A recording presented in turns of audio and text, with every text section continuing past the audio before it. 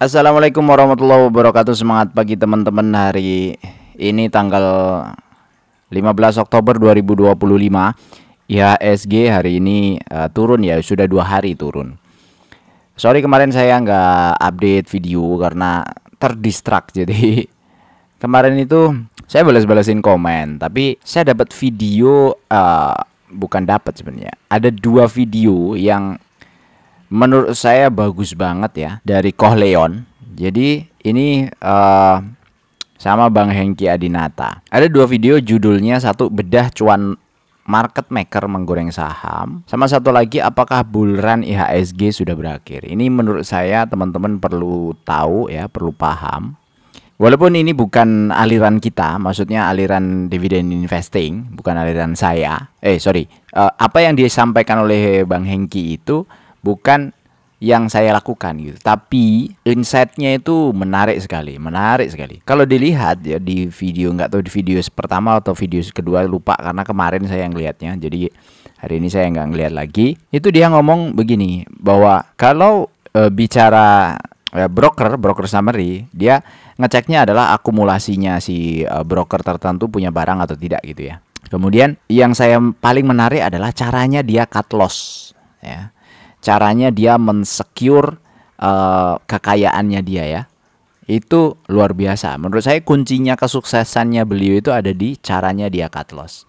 Decision dia keluar itu adalah yang paling luar biasa. Karena dia kan modal 5 miliar di akunnya Stockbit. Kemudian 5 miliar lagi di akunnya Subur ya. Yang 5 miliar di akunnya Stockbit jadi 11 miliar. Itu dalam waktu 3 bulan ya. 3 bulan apa 2 bulan tuh? 2 bulan. Terus yang 5 miliarnya lagi itu jadi 9, sekian kalau nggak salah, dalam waktu yang sama itu. Artinya jadi 20 miliar tuh. 10 miliar jadi 20 miliar dalam waktu 2 sampai 3 bulan. Ini sebenarnya yang hal-hal seperti ini sebenarnya nggak saya lakukan. Tapi kenapa saya nonton, kenapa saya ngelihat dan saya sangat antusias untuk melihatnya adalah caranya dia memanage, bagaimana dia itu memutuskan sesuatu. Itu menurut saya jenius ya, penting banget itu. Dia bagaimana dia bisa memutuskan, oh ini harusnya cut loss, oh ini harusnya masuk, itu luar biasa. Jadi teman-teman silahkan tonton sebagai pengetahuan. Sebagai tambahan pengetahuan bahwa sebenarnya di market itu banyak sekali cara orang melakukan transaksi, dan apa yang dilakukan oleh Hengki Adinata ini luar biasa karena secara individual dia mampu memanfaatkan peluang di tengah ketidakpastian pasar saham. Nah silakan aja ditonton ya di videonya Kohleon ya, cek langsung aja sendiri, saya nggak akan ngeplay di sini. Oke, terus hari ini ada beberapa update, termasuk update emas yang muncul all time high baru ya hari ini ya, 4.182 ribu dolar per troy ounce. Luar biasa ini. Ya, semakin banyak berita terkait dengan Trump, dengan Cina yang gonjang-ganjing masalah perang dagang, ya semakin banyak yang bisa memompa harga emas ya. Jadi buat teman-teman yang investasi di emas ya, selamat.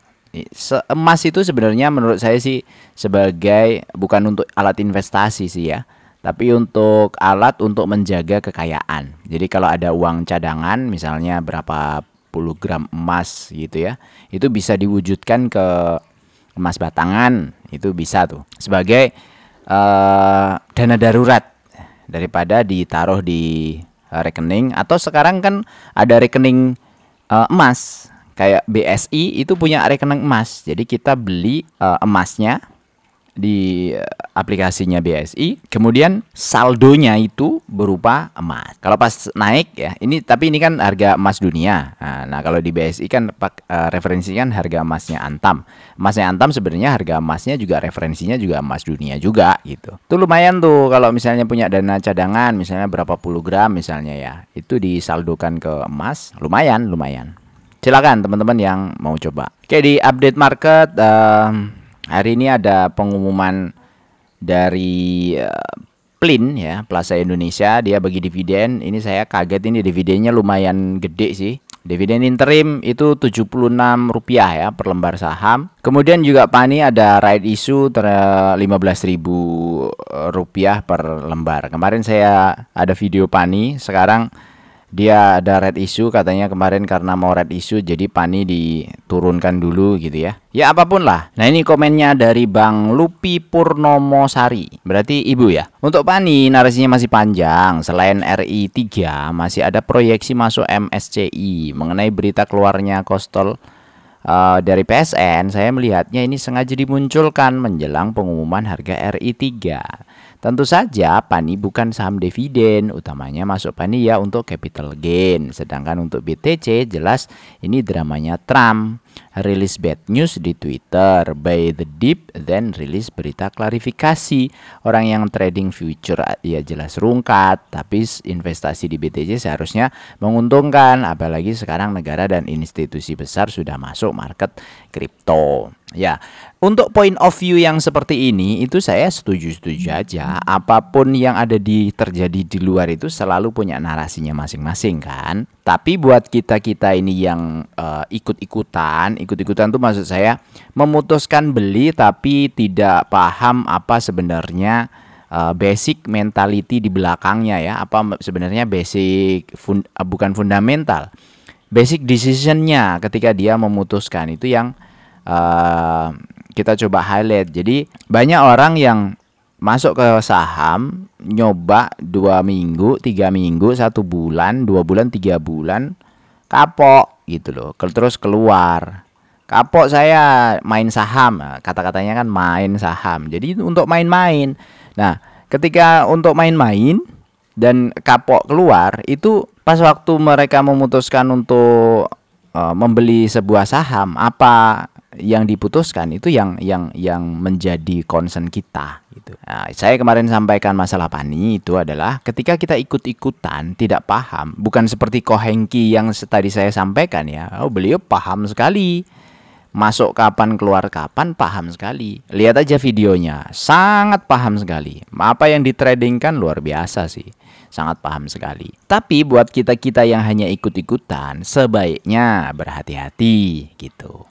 Itu sih pesannya. Terus untuk saham-saham seperti PANI ya yang rilis right issue ya kita mesti nebus kan kalau punya sahamnya ya. Ini right issue Rp15.000 per lembar. Jadi kalau punya 100 lembar ya atau 1000 lembar ya 15 juta harus disiapin kan gitu ya. Kalau mau nebus. Harga sekarang 14.000. Posisi harga sekarang 14.075.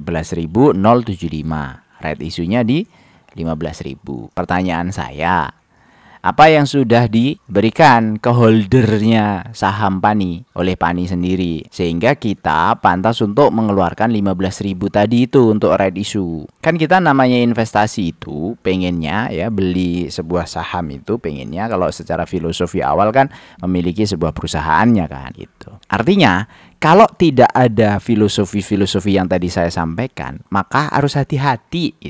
Itu aja yang jadi concern sebenarnya. Tapi kalau kita maunya capital gain ya monggo saja ya nggak apa-apa, silahkan asalkan kita tuh paham kapan masuk kapan keluarnya itu ngerti kondisinya. Kalau enggak kasihan gitu loh, kasihan rungkat. Kenapa dulu saya bikin channel ini salah satunya untuk alternatif gitu, alternatif dari sekian dari hiruk pikuknya di dunia persahaman dan di YouTube. Siapa tahu alternatif ini bisa membantu teman-teman yang slow ya, yang nggak mantengin market terus ya, yang sibuk di luar bekerja tapi pengen uangnya itu juga berputar. Nah, yang kayak gitu-gitu ya. Saya soalnya kayak gitu. Nah, dengan slow-nya tadi itu dan tapi tetap pengen cuan, ya salah satu yang bisa dilakukan ya review-review seperti ini. Itu untuk PANI. Kemudian ada berita juga ini masalah TOTL. Ternyata TOTL itu punya target laba ya, laba bersih 2025 ini direvisi nih dari 265 miliar menjadi 295 miliar. Jadi naik 30 miliar. Kemarin saya pas waktu hitung labanya si TOTL itu ternyata salah teman-teman. Salah tuh maksudnya gini. Di TOTL itu EPS-nya ada angka 95 dan angka 102 ya. Kita ambil yang 95. Nah, 95 ini ternyata nggak pas. Nggak pas karena net income 2024 itu 265. Sedangkan 95 itu 327. Ya ini ya. Dengan beritanya TOTL tadi itu yang dia merevisi dari 265 ke 295, artinya kalau 265 itu setara dengan tahun lalu. Gampangannya 265 itu adalah 77 gitu. Makanya sekarang saya update nih 77. Sehingga yield dividennya 7,2% di harga sekarang.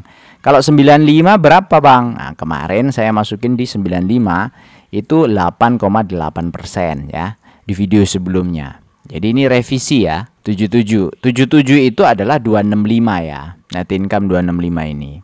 Kalau 295 berapa? Ya nanti dihitung aja sendiri, tapi menurut saya nggak terlalu penting ya. Maksudnya di list saya ini nggak terlalu penting karena masih ada yang di atas 7,2. Jadi TOTL tuh jadi prioritas ke berapa gitu, karena teknikalnya sekarang tuh lagi pada down. Oh, dia lagi naik nih. Tapi banyak saham yang di list saya itu lagi pada turun ya. Adro turun, habis kemarin naik.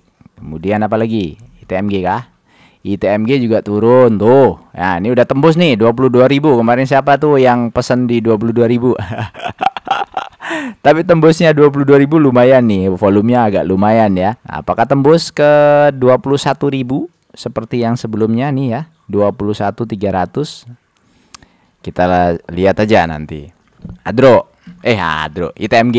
Terus apa lagi? TOTL udah, Plin tadi ya. Oh iya, tadi Plin bagi dividen 76 itu setara 3,0% loh. Padahal potensi tahunannya itu 88, artinya kemungkinan Plin ini bagi dividennya di atas rata-rata tahunan ya. Coba kita lihat ya, Plin. Oh, Plin belum. Payoutnya kemarin tahun lalu 58, kemudian 2023 93, 89. Artinya kemungkinan payoutnya sekarang juga naik ya. Taruhlah 89 tadi. Nah, ini sisanya masih sekitar 57. Itu kalau 89 ya. Kalau 90 ya itu ya, sisanya 58. Sudah bagi 76, sisanya 58. Kalau EPS-nya 149. Nih, 149. Kalau EPS-nya 279 ya beda lagi. Karena apa? Karena tahun lalu aja 281 gitu. 279. Tuh, beda lagi, bisa 10% setahun ya.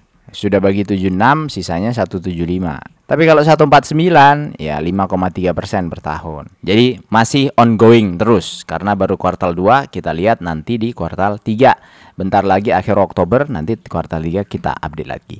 Itu aja dari saya dari hari ini. Makasih banyak yang sudah support. Jangan lupa like, subscribe, juga komen ya teman-teman. Untuk member nanti mungkin hari ini saya update video yang khusus member ya, posisi terakhir, karena ini banyak hari ini banyak harga yang berubah.